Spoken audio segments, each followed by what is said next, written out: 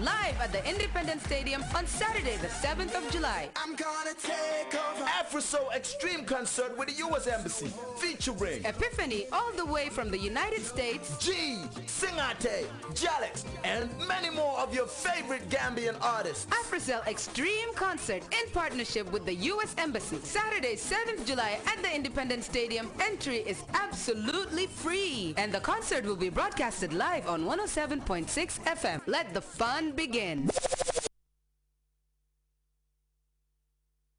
Welcome back. The newly elected president of Senegal is leading a high-powered delegation on a visit to Paris. The visit is second in 3 months by Macky Sall since he came to power.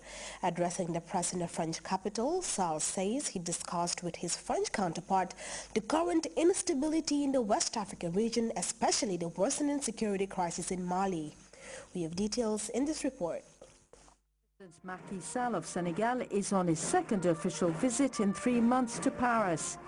This is the first time the newly elected Senegalese president is meeting with the newly elected French President François Hollande. The Senegalese delegation met with their French counterparts, the French Foreign Minister, Justice Minister and Minister for Francophonie. Discussions included bilateral cooperation between the two countries. During our discussions, we spoke a great deal about the situation in northern Mali and its impact on the security of the sub-region and international security. We exchanged our viewpoints about the crisis and what we should do about it. Macky Sall says West African states cannot confront this terrorist threat without international support. No African country can confront this terrorist crisis alone. The borders between our different countries are porous. Our peoples come from both sides of these borders. This makes it difficult to secure them. We do not have sophisticated methods of investigation, satellite surveillance or constant surveillance from the air and from the ground.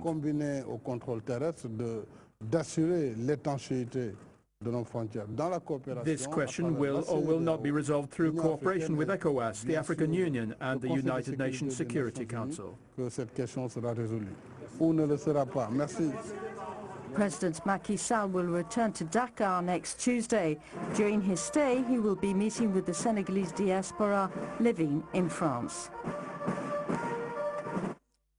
At least 600 soldiers of the DR Congo Army have fled into neighboring Uganda following fierce clashes with the M23 rebel group. Shell-shocked deserting soldiers fled for their lives after coming under attack from the heavily armed rebels.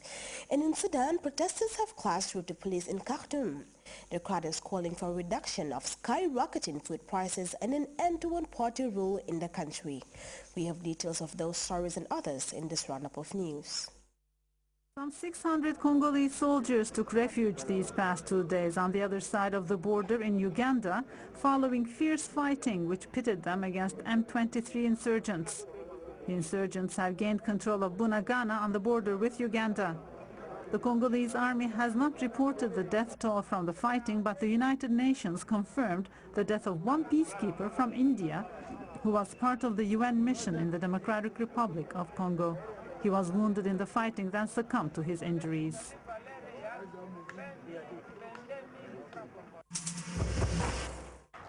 Hundreds of Sudanese demonstrators took to the streets of Khartoum after Friday prayers yesterday.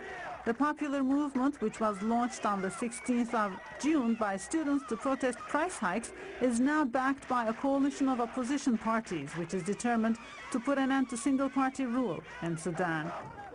The movement grew after the announcement of an austerity plan, which includes the scrapping of subsidies for fuel. Fuel prices immediately jumped up by 50%. Mousse Diouf, the French actor and comedian of Senegalese origin, died last night at the age of 47 after a long illness. Mousse Diouf had been admitted to a rehabilitation center in 2009 after suffering 2 brain strokes. He was known to French television viewers as Inspector Angouma in the popular series Julie Lescaut.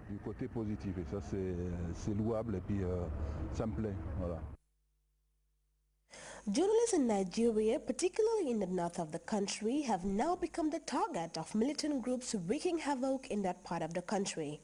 Nigerian journalists are now caught up in the difficult web of protecting themselves while trying to be neutral in an ethically polarized society. Let's look at this report for more on that.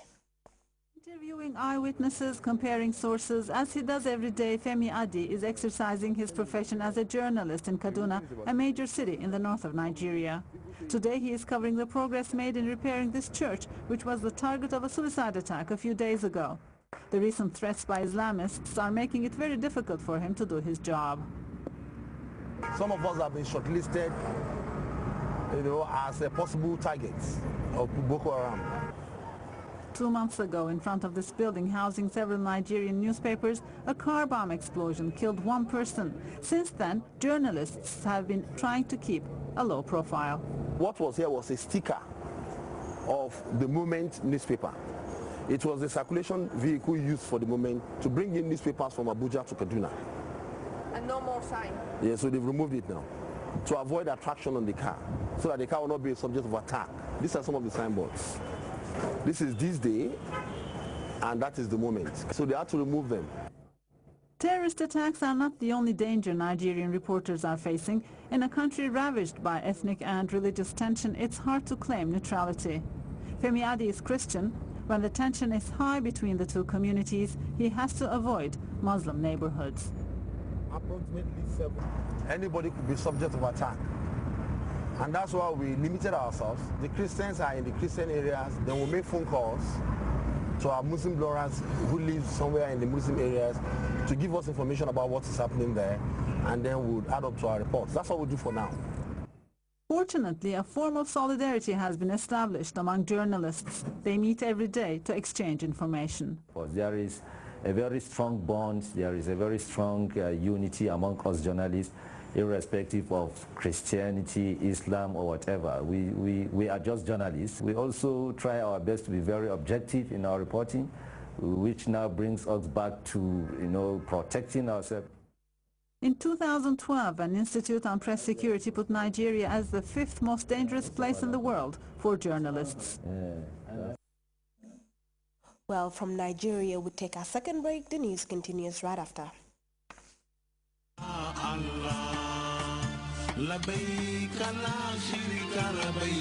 It's traditional that your national GSM provider, Gamcell, takes many of its valuable customers to Mecca each year. This year again, Gamcell will offer 10 more of its valuable customers a complete Hajj package in a draw to be held live on Grts television. Yes, your Hajj is possible by simply loading $50 scratch card or Nopal. You can win not only a return ticket to Mecca, but also $1,000 travel allowance, food and accommodation in Medina and Mecca. Remember, the more you load $50 scratch card or Nopal, the more you increase your winning chance. With Gamcell, your Hajj is now easier. Gamcell, yay baron.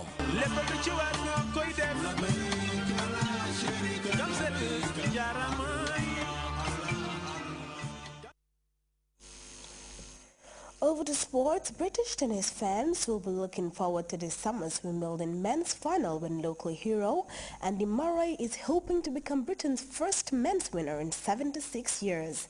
Standing in his way is 6-time champion Roger Federer. The Majestic Swiss is aiming to equal Pete Sampras's record of 7 Wimbledon Grand Slam titles. We have more in this report. Excitement here, it has to be said. There's fans already camping out, wanting those tickets to get into the ground, the last-minute tickets that get sold for centre court, and of course the ground passes so they can be part of it and watch on Murray Mound. Kate Middleton, the Duchess of Cambridge, we understand, has already booked her seat in the Royal Box for the final. Andy Murray has been here at the All England Club this morning. He practiced for about half an hour before the rain thwarted him. As you said, he's already ticked off one box from the history list. That is, of course, becoming the first British man for 74 years to make the final here at Wimbledon. But he would love to become the first British man for 76 years to win the final here at Wimbledon. Fred Perry, of course, the last man. Andy Murray himself has said that he's not the favourite. He knows he's not the favourite going into the match against the 6-time champion Roger Federer. He believes that Federer has more pressure on him because he's looking for his 7th title here to equal the record of Pete Sampras. And a little bit earlier on, I spoke to